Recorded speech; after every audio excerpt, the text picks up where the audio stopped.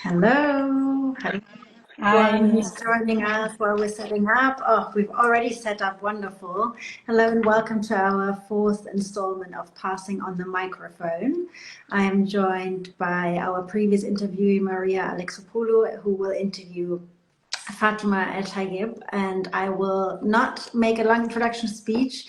I will literally pass on the microphone to Maria, and I look forward to your conversation today. Welcome, everyone. Perhaps we wait for a few seconds, but once you get started, I think people will start to join, and everyone can catch up on our conversation later. Okay, thank you. Maybe we make the sound test, Fatima. Okay, sure. Can you hear me? I can hear you. Can you hear me? Yeah. Okay.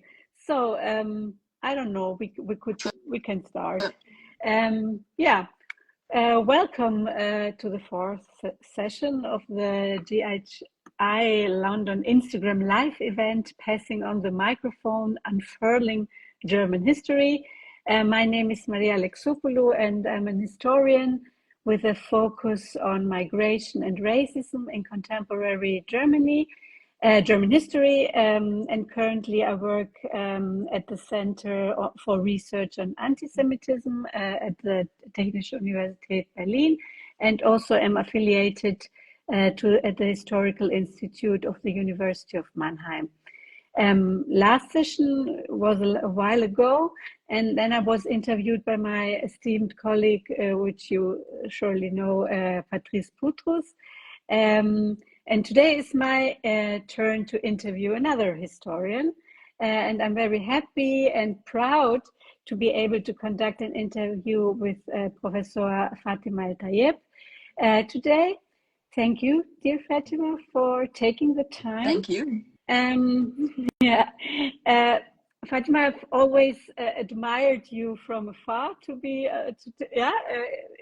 this is the case, firstly, because you're one of the pioneers in the field of German history of racism and of the continuity of this history, and a very important contributor to the field with publications such as Undeutsch, which, by the way, will be published also in English next year in April as Un-German Racialized Otherness in Post-Cold War Europe by Cornell University. And secondly, because you have made it, you are a Yale professor, to be precise, a professor of women's, gender and sexuality studies and of ethnicity, race and migration, which is quite an achievement. My first question is, and this is the first topic I would like you to take us through, starting with your early steps in developing an approach to studying the history and continuity of racism in Germany. You did this, I suppose, already at the mid-end of the 90s as your dissertation entitled Schwarze Deutsche, der Diskurs Rasse und nationale Identität 1890 bis 1933 was published in 2001. How did you come to write this dissertation? What were your methods? What was the social-political situation at the time? What obstacles did you encounter and what support did you receive? And why did you leave Germany for the US after you obtained the doctorate? So many questions, so you can... Yeah. Actually, I to answer your last question first, I already had left Germany when I wrote the dissertation. I was living in Amsterdam. And I did start working on it earlier. I think one important starting point really are the mid 80s and the beginning of a new Black German movement with ESD and ADEFRA, with Farbe bekennen, or showing our colors being published. So for me, I think, as for many other Black Germans of my generation, there was this experience of constantly being treated, if not as an impossibility, then at least as an exception. So that I found out that there even was something like Black German history that came through the movement, right? That didn't come through anything I learned in school, and certainly not later at university. So what I never really intended to write a dissertation. What I wanted to do was to gather information, but my idea was I would gather this information for the community, not reproduce it in an academic context. I was never interested in becoming an academic, but at the same time, and I also worked on this topic in various ways, right? I wrote a film script with Angelina Macarone that she turned into a film later that also dealt with I guess you could say in some ways with the normalization of the existence of Europeans of color. So my interest in my academic work, but also with this film script, for example, was not to explain our existence, but to document it for ourselves, right? To get us out of this state of exceptionality. And in some ways, the dissertation was an outcome of me not really doing what else to do. I mean, I was working on that context in when I was living in Amsterdam, and I left Germany because I found it unbearable. I think right now I hear more and more references back to the 90s, right, to the so-called Baseballschlägerjahre. So that was the context, right, after unification. Um, a more and more explicit version of the racism that had been all around, with a continued refusal to not only admit that it existed, but that it could possibly exist in Germany, right? So I think one focus of my work was to create a history for us, but the other was also to figure out where this almost pathological denial came from and what its purpose was. But I did feel like, and I actually, if you ask me about obstacles and support in the academic context, the support I received from a professor of American history who became my dissertation advisor. And he was not a specialist on Germany at all, Norbert Finch at Hamburg at this time. But to work on race, not in the US, but in Germany, was something that my other professors certainly considered a valuable topic. And I mean, being a grad student talking about my work at conferences was pretty traumatizing because people were very, very hostile.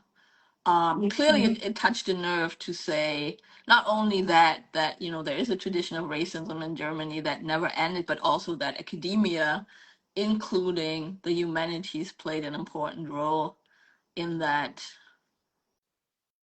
I don't like to talk Yeah. more about that, but maybe that's enough of an answer. Yeah, okay. But I would be interested how was your way in the US?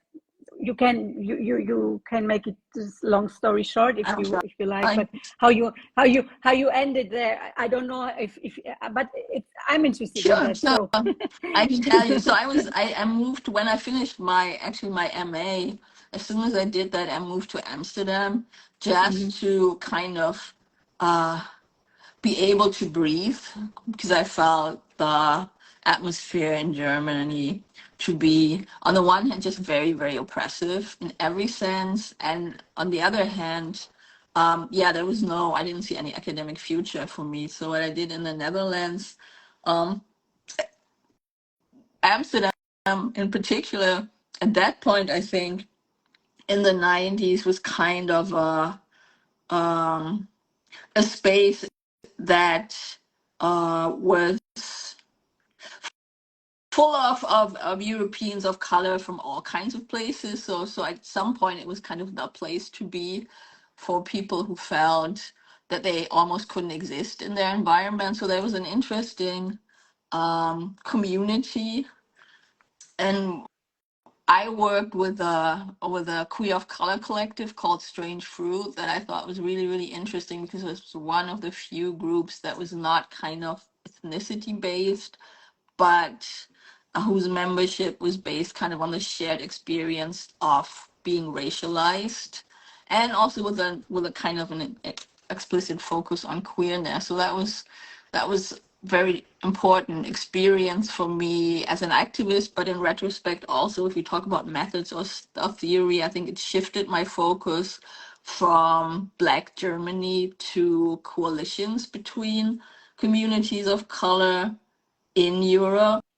And that also became interesting when I came to the US, which at first had to do with the film, not my academic work. The there's an organization called Women in German, which is, I think, founded in the 70s by female professors and students in German studies as a way to kind of counteract this old boys network. So that was, they meet, I think, a weekend every year, and it's a space to kind of share and network. Um, and they invited actually Angelina in the film, but she couldn't go, and I was like, I'll go. Um, Mm-hmm. and used the opportunity to also talk about my dissertation.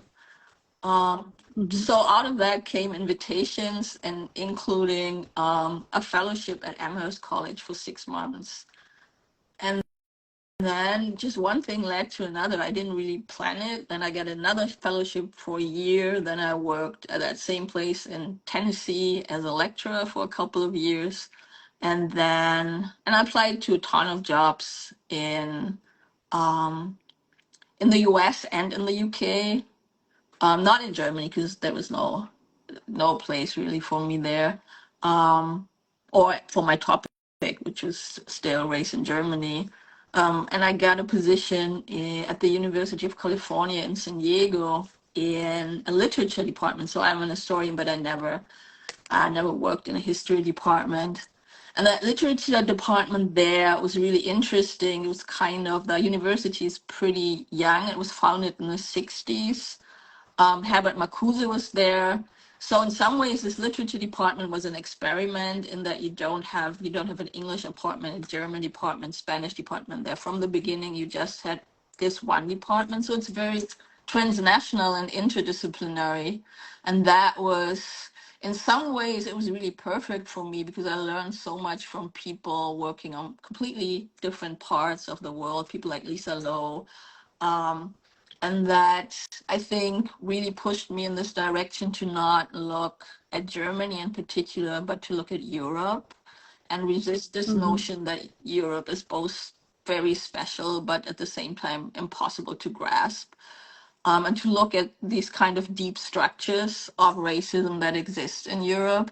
And it was, in some ways, coming there was an amazing experience because instead of not only having to defend my topic, but also having to defend myself as someone who Mm-hmm. couldn't possibly be an academic, which was the case in Germany. There was just interest. It's just like, oh yeah, this is interesting. Have you read so and so? Mm-hmm. And of course, it Mm-hmm. also has a downside, right? Because if you work on race in Europe, in the US, that's not really that challenging to white people there.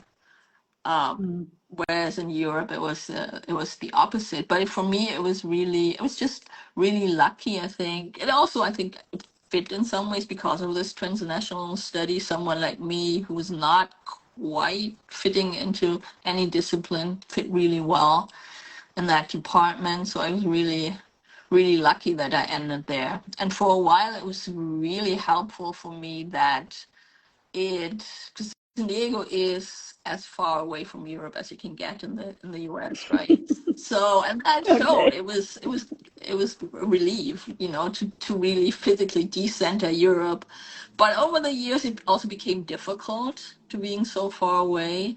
So Mm-hmm. that was a huge part of the reason that I moved to Yale.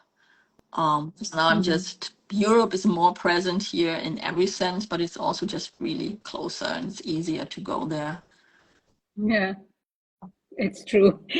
From Europe, as seen from Europe, not it's not so important, but yeah, it's true. It's 7 hours or something like that, I suppose. Yeah. Yeah. Yeah.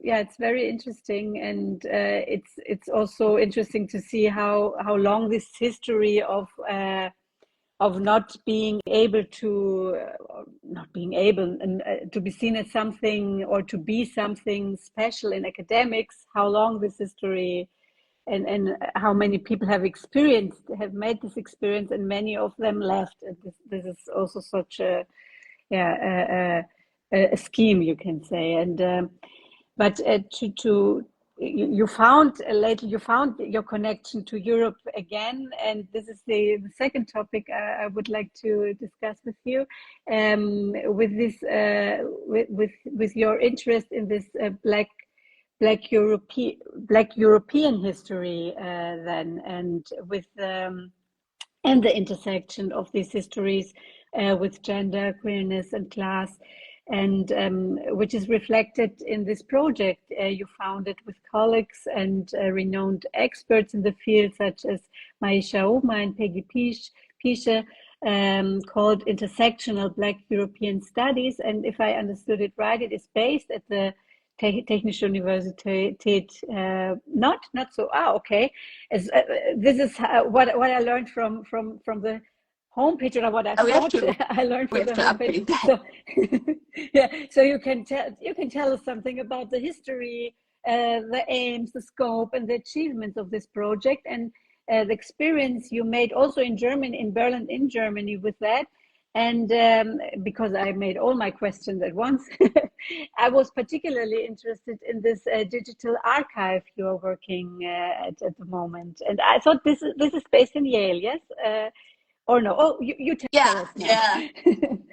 Yeah, I'd be happy to. So, there are two other members of this group, Katja Kinder and Dennis Bergold Cadwell. And if I remember correctly, it started really with Maisha, Peggy, and Katja, who are all based in Berlin, but whom I also, of course, know for more than 30 years now. So this is also a project that is very much based in Black feminist activism, right? There's this what we want to document in the archive, but what also made possible this project is of course the work and the creation of knowledge that exists outside of academia through, I think, importantly, in queer feminist connections. And one thing that's not so much part of that project because it's focused on Black Europe, but I think what I find really interesting about Europe is the different relationship between racialized groups as compared to the US, where many groups tend to have a distinct history of indigenous communities, genocide and marginalization, enslavement, immigration.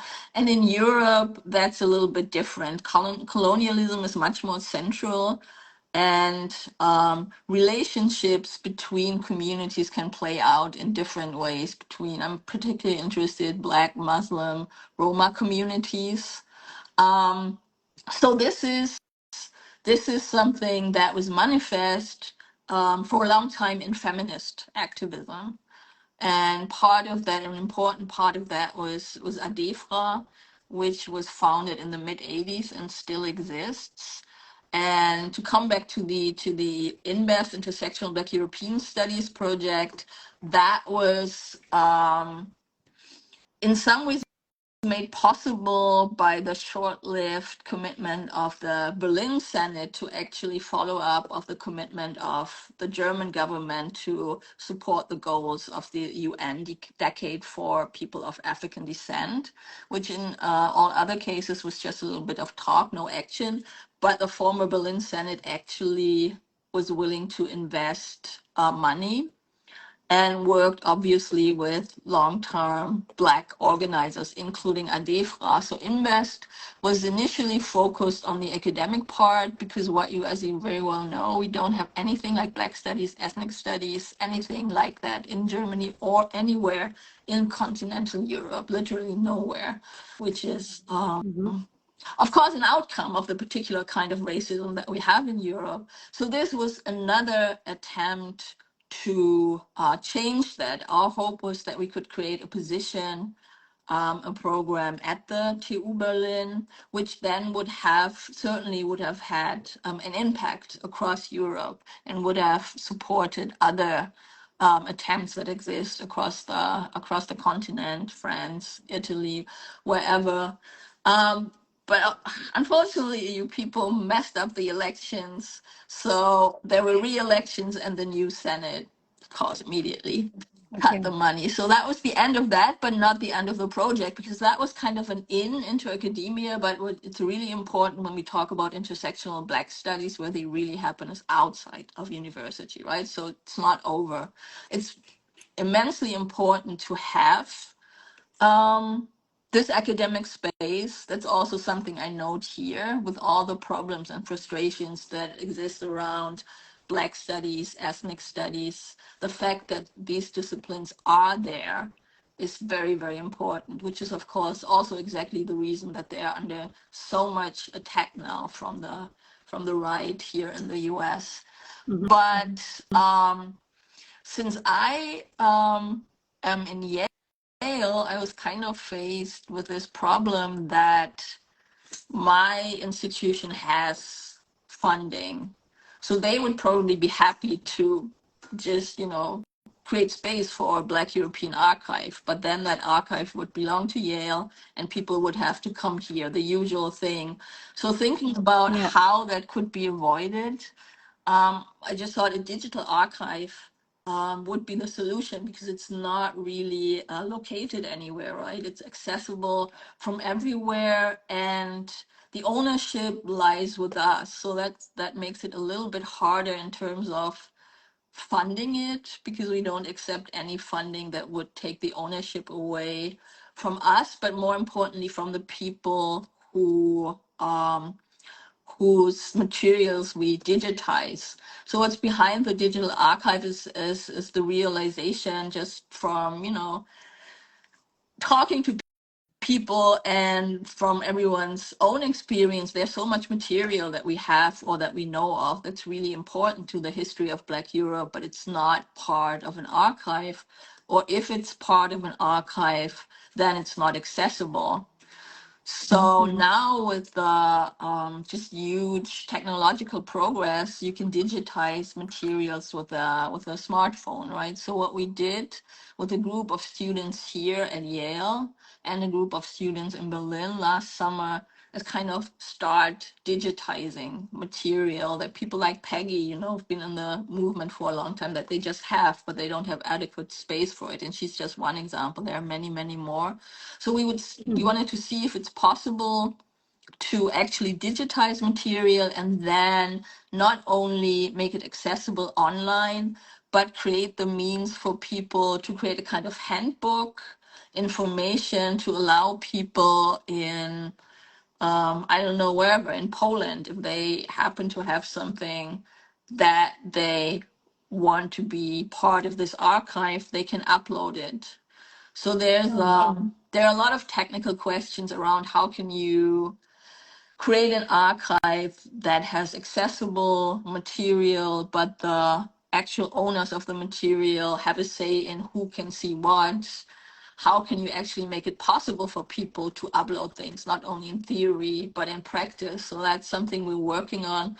And throughout the whole thing, we are focused very much on the process, not on the result only.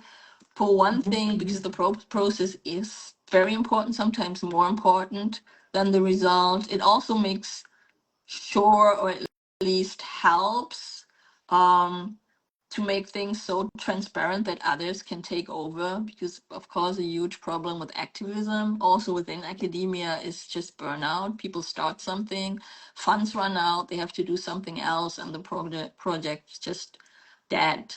So Yeah. what we hope to do is create something that if we're done, somebody else can easily take over. Yeah. Yeah, and I found the idea very appalling of uploading, of having the possibility to upload for other groups to upload their materials by themselves. And I don't know. Do you have a launching date in mind, or something like that, or is it in the future? Well, as I said, we one way to avoid burnout is that we only do as much as we actually can do. So Mm. they'll be in Berlin actually on, I think, December 12th. There will be the closing event for the UN decade for Berlin, and we hope to have a showcase ready by then. Um, Okay. Totally open up the archive. I don't know. I feel like um, there are now I'm always talking about the project wherever I'm asked to speak, Hmm. and that creates a lot of connections with all kinds of people, computer scientists, so other archivists.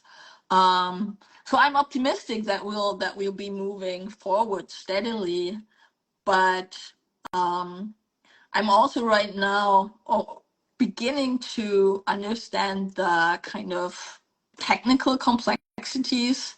So, and we're getting more and more support from people who know about these things. So I think it might take a little longer than we thought at Hmm. first, maybe longer, maybe at least a year until we go public. But I think when we do, then it will actually be like a solid system that works. Yeah.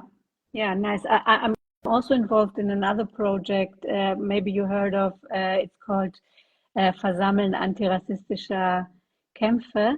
I, we can talk at another point about that because our time is running. We have also past our 30 minutes. We're at the 30 minutes, and I had other questions, but maybe we can talk in another. Well, we should Uh, definitely talk about that. And yeah, another thing that we want to do is just create a network of yeah, people working on yeah, archives so that we can exchange knowledge. So we should definitely talk yeah, more about that. yeah. That was the point.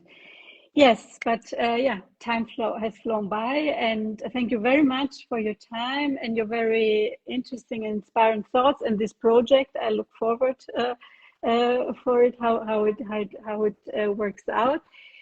And I hereby symbolically hand you the microphone and look forward to the next episode of the series, which will be when you will interview some other historian. Well, yeah, Thank I you mean, so much. I'm embarrassed to say that I didn't understand that it all have to be historians, but we'll see. We can use Oh, the his term loosely. story is maybe, yeah, a bigger concept. Well, Okay, thank you so much. thank you, Yeah, and yeah, talk to you soon. yeah. Bye. Bye.